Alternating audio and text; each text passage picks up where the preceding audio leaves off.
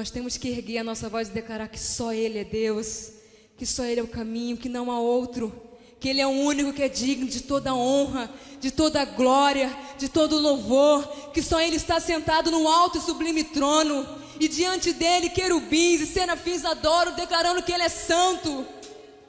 Ele é santo, santo, santo, e não há outro. Por isso, nesta hora, erga a tua voz para adorar aquele que é o Rei dos Reis, aquele que é o Senhor dos Senhores, aquele que os seus olhos são como chama de fogo, na sua boca há uma espada afiada. Só Ele é Deus. Então cante. Os céus proclamam tua glória e toda a terra se prostra. Só tu és Deus, Jesus, teu nome é santo, em uma só voz te adoramos. Só tu és Deus, só Ele é Deus. A ti sempre louvarei, prostrado te adorarei.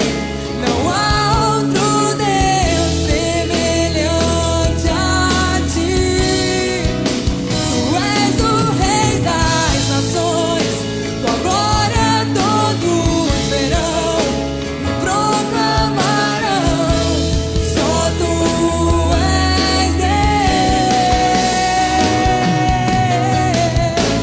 Deus, só Ele é Deus. Então adore a Ele, porque só Ele é digno. Ele tem todo o domínio, Ele tem toda a majestade. É o único nome pelo qual importa que sejamos salvos. A Ele toda a honra, a Ele toda a glória. Te adoramos, Jesus. Declare mais uma vez. Os céus proclamam tua glória e toda a terra se prostra. Só tu és Deus, Jesus, teu nome é santo, em uma só voz te adoramos. Declare, só tu és Deus.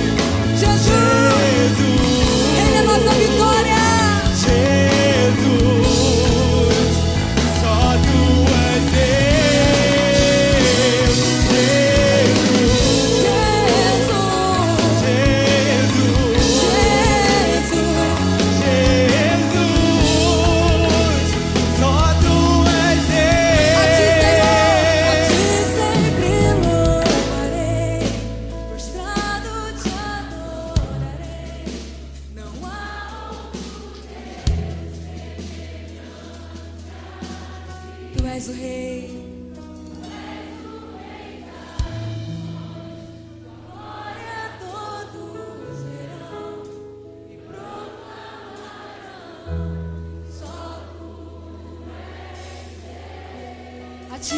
A ti sempre louvarei. Oh, Jesus, este é o som da tua noiva, Senhor, que te adora.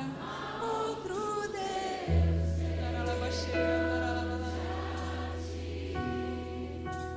tu és o Rei das nações, tua glória todos verão e proclamarão.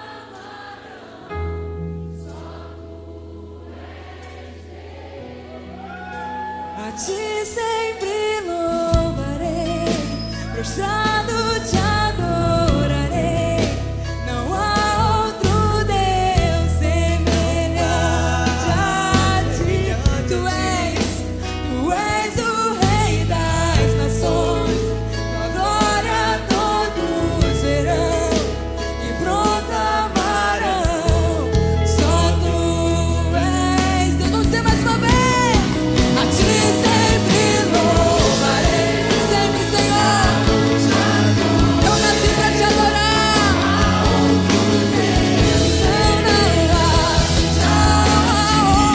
além de ti.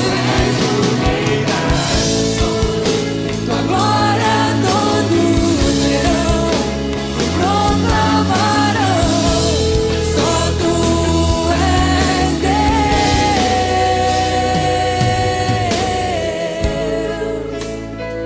Só tu és Deus.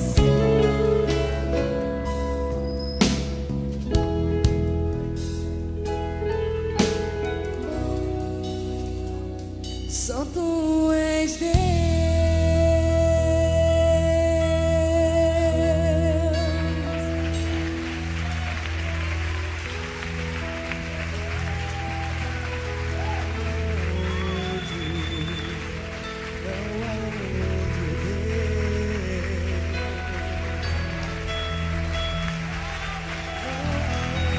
Só tu és Deus, Senhor.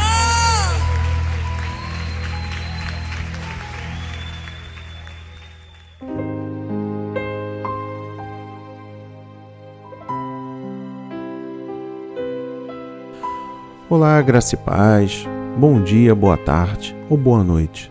Não sei exatamente o horário que você estará ouvindo este áudio ou assistindo este vídeo, mas eu creio poderosamente que há de edificar a sua fé, que há de estimular a sua fé, há de criar persistência na sua fé. Por falar em fé, este é o grande propósito em orações. Fé. A fé é um elemento indispensável para quem deseja viver para Deus. A fé torna o cristão mais forte, capacitando-o a suportar as adversidades e equipando-o a viver uma vida que agrada ao Senhor. A nossa fé aumenta quando lemos a Bíblia e deixamos que a palavra de Deus tenha influência na nossa vida. E quando a nossa fé aumenta, nós conseguimos ver muito mais além do que a natura. Vemos o sobrenatural de Deus em ação. Permita que o versículo de hoje fortaleça a sua fé agora mesmo. Hoje, no 6º dia, eu trago a reflexão em Mateus 17, versículo 20. E a palavra diz: Ele respondeu: porque a fé que vocês têm é pequena. Eu asseguro que, se vocês tiverem fé do tamanho de um grão de mostarda, poderão dizer a este monte: vá daqui para lá, e ele irá. Nada será impossível para vocês. Amém. E graças a Deus.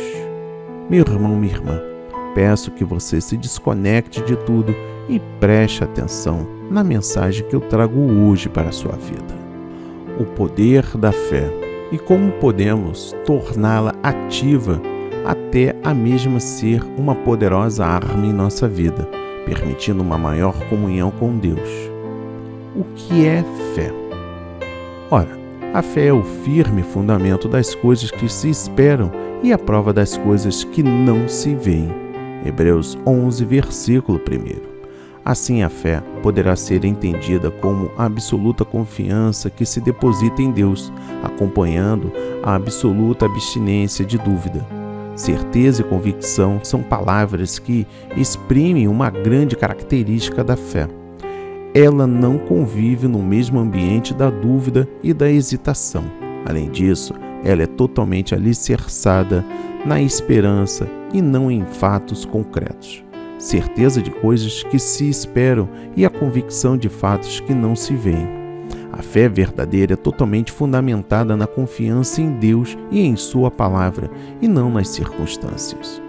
Ou seja, e resumindo, é impossível duvidar e ter fé ao mesmo tempo. É também importante dizer que a falta de fé desagrada a Deus. Jesus repreendeu seus discípulos algumas vezes por eles não aplicarem a sua fé nas situações que estavam vivendo. E ele disse-lhes: "Por que temeis, homens de pouca fé?" Então, levantando-se, repreendeu os ventos e o mar, e seguiu-se uma grande bonança. Mateus 8, versículo 26. A fé que move montanhas. Dúvida ou confiança? Vamos lá ao grande propósito em orações, falando sobre fé neste 6º dia. Preste atenção, mas observando as palavras do Senhor Jesus sobre o poder da fé, que pensamento e emoções invadem o nosso coração quando a lemos? Estamos, de fato, firmemente convictos de que isso se cumprirá literalmente com uma ordem nossa, fazendo o monte se mover de um lugar para outro? Ou reagimos justamente ao contrário, simplesmente rejeitando essas afirmações e dizendo que isso não é possível? São justamente passagens como estas que, se mal interpretadas, podem causar em muitos crentes uma sensação de fraqueza interior, pois quase automaticamente vem um pensamento: isso não é possível. E realmente, pelas leis básicas da natureza, é de certa forma legítimo pensar assim, mas na verdade, o que ganharíamos em nossa vida se um monte passasse daqui para colar? Ou uma amoreira transplantar-se no mar? Seria legítimo e até importante para nós conseguir fazer tais feitos letais? Mas, infelizmente, muitos veem essas passagens das Escrituras apenas como totalmente literais e, por isso, sempre despertam dúvida e incredulidade. Mas, ainda que a Deus nada seja impossível, é importante entender direito o que a palavra quer dizer em determinado contexto. Sendo assim, empenhamo-nos para entender qual é, afinal, o sentido espiritual mais profundo das palavras de Jesus. Em Mateus 17, se vocês tiverem fé do tamanho de um grão de mostarda, poderão dizer a este monte: vá daqui para lá, e ele irá. Nada será impossível para vocês. Relativamente, em primeiro lugar, quero dizer que no texto não se trata de avaliarmos o tamanho da fé. A expressão "como um grão de mostarda" não significa que é o tamanho da fé, grande ou pequena, que faz a diferença, mas sim um outro segredo que o grão de mostarda esconde, que o torna extremamente eficaz e poderoso. Essa afirmação é então totalmente contrária à interpretação tradicional que sempre fala de uma fé tão grande que muda um monte de lugar. Mas, repito, aqui, prioritariamente não se trata de uma grande fé, mas de uma grande ação pela fé. Afinal, que fé é esta que pode ter um efeito tão impressionante como um deslocamento de um monte? Será que é uma fé imensa, sistemática, objetiva, planejada, convincente, que não vê empecilhos e que, de maneira soberana, supera tudo o que atravessa o seu caminho? Uma fé que move montanhas, evidentemente poderia ter tais características, mas o Senhor Jesus não fala de uma fé desse tipo. Então, que fé é esta que tem, como Jesus expressa figuramente, a condição de transferir montes? A esta fé capaz de fazer grandes façanhas, o Senhor Jesus chama fé como um grão de mostarda. O que é um grão de mostarda? Em Marcos capítulo 4, versículo 31, ele é chamado de a menor de todas as sementes sobre a terra. De fato, ele tem um diâmetro de apenas 0,95 a 1 milímetro. Esse pequeno grão de semente, que tem de ser observado com uma lente se quisermos vê-lo nitidamente, é considerado pelo Senhor como um exemplo para uma fé que é capaz de mover montanhas. Porque Jesus considera justamente esse pequeno grão de mostarda como exemplo para uma fé pela qual podem acontecer grandes coisas. Pelo fato desse pequeno grão de semente ser capaz de ilustrar o que significa transportar montes. Esse grão de semente extremamente pequeno, que quase não pode ser visto a olho nu, no espaço de um ano se transforma num grande arbusto, numa pequena árvore com galhos de cerca de 2,5 a 3 metros. Portanto, meu irmão, minha irmã, como são diminutos os pré-requisitos para um resultado tão grande num minúsculo grão de semente, onde aparentemente nada existia. No entanto, justamente estas condições mínimas são um exemplo que o Senhor usa para ilustrar uma fé que é suficiente para mover montanhas. Essa fé, como um grão de mostarda, não aponta de maneira clara para a nossa fé, que muitas vezes é tão fraca e pequena. Com isso, de maneira alguma quero desculpar nossa repetida incredulidade dizendo simplesmente, afinal, só tenho uma fé bem pequena, como um grão de mostarda. Quero lembrar que muitos de nós, repetidas vezes, já tivemos a impressão que a nossa fé era assim, tão pequena e insignificante, e isso pode provocar dificuldades consideráveis. Assim mesmo, essa é justamente a pequena fé, quase imperceptível, que, segundo a palavra de Jesus, tem o poder de mover montanhas.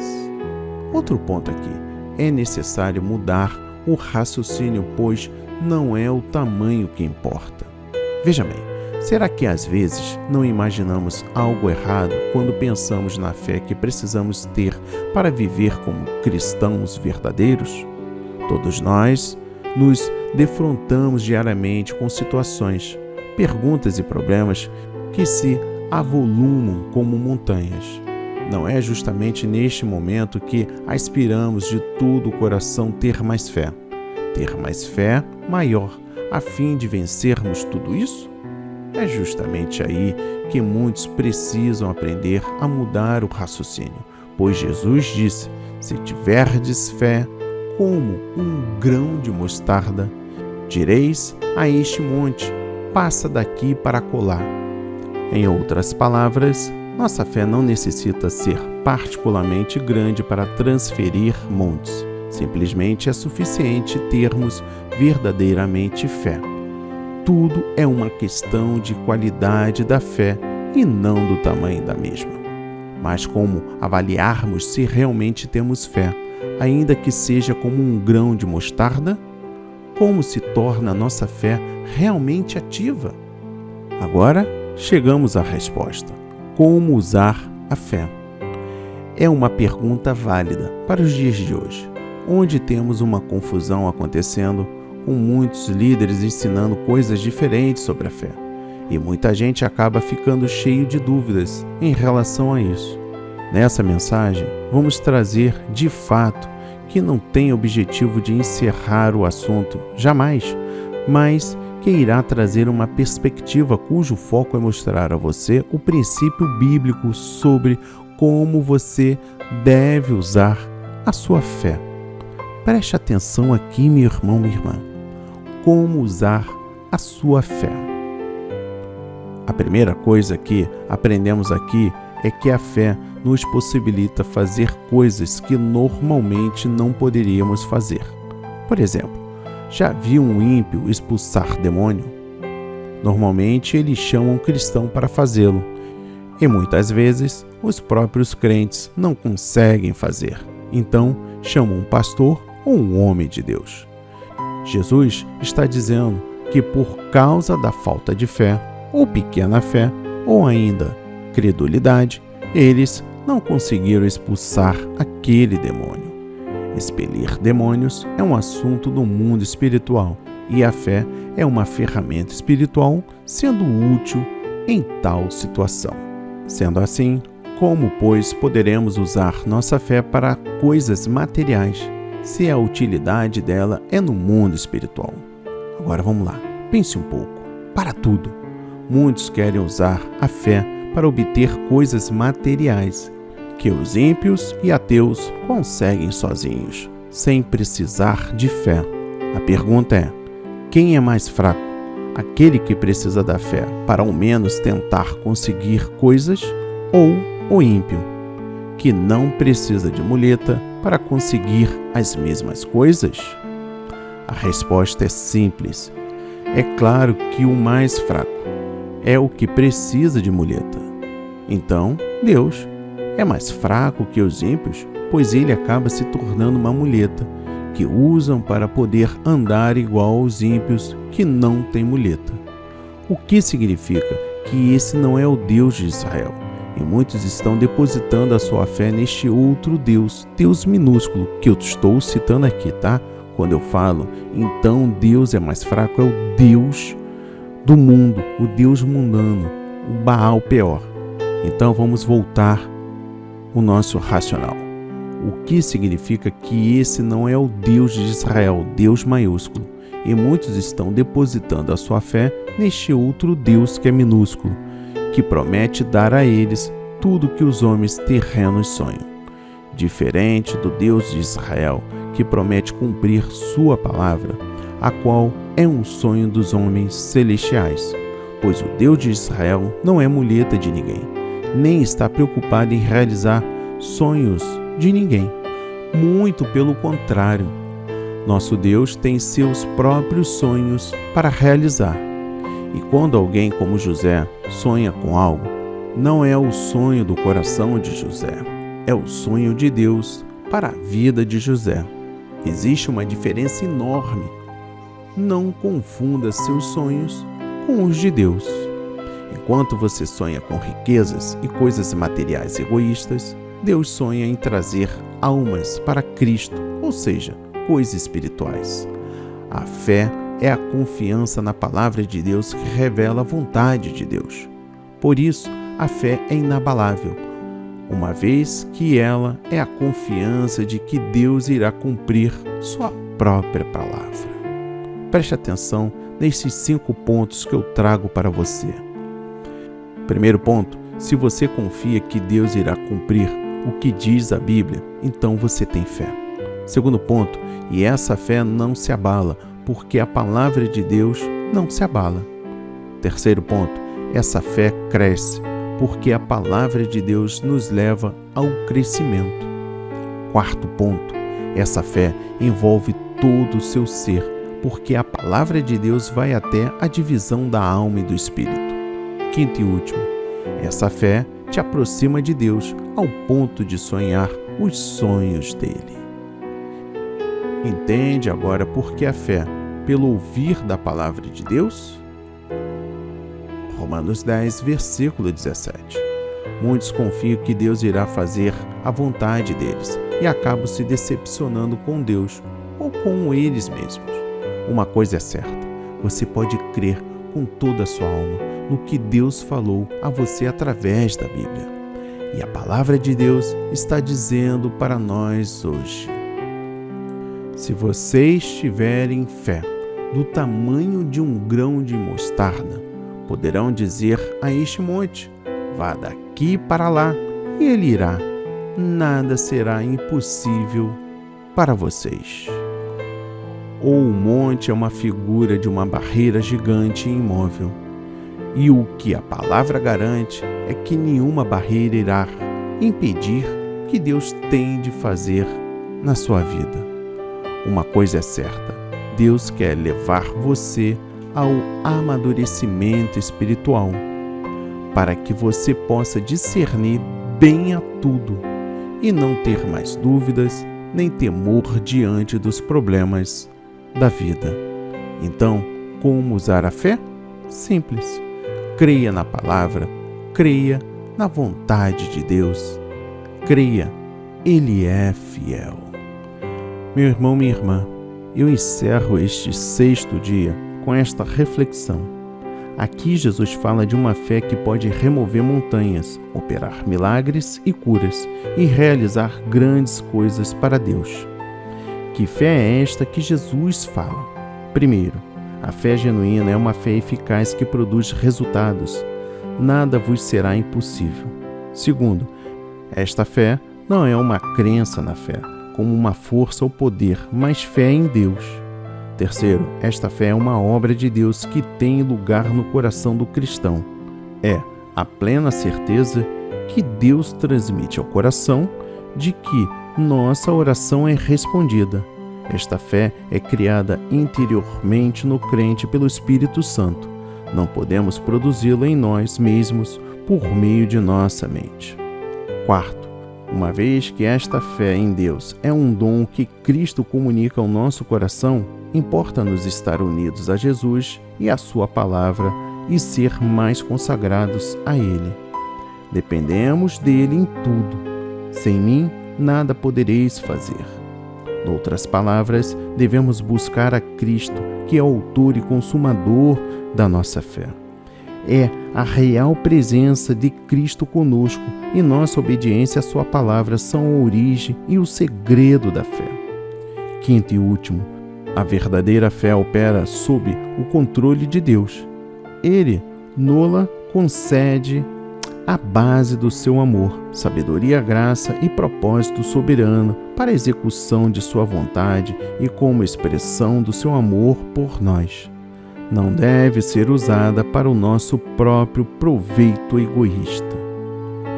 Para o nosso próprio proveito egoísta. Assim seja, assim diz o Senhor.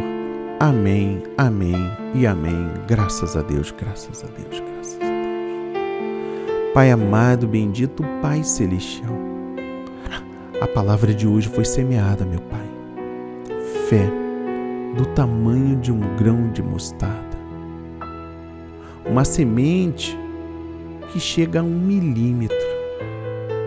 Em sua plenitude, os galhos chegam a quase 3 metros. Meu Pai, a palavra foi semeada em nossos corações, corações esses quebrantados, destruídos, com a fé destruída. Mas eu creio poderosamente, meu Pai, que tudo que foi dito criou uma nova fé, criou uma nova perspectiva, criou algo sobrenatural em nossos corações. Pela fé, somos sarados. Pela fé, somos vencedores. Pela fé, somos mais do que vencedores. Pela fé, somos capazes de operar milagres. Pela fé, eu declaro em nome de Jesus que Tu és o único e eterno Salvador. Abba, Pai. Senhor Jesus, amém. E graças a Deus.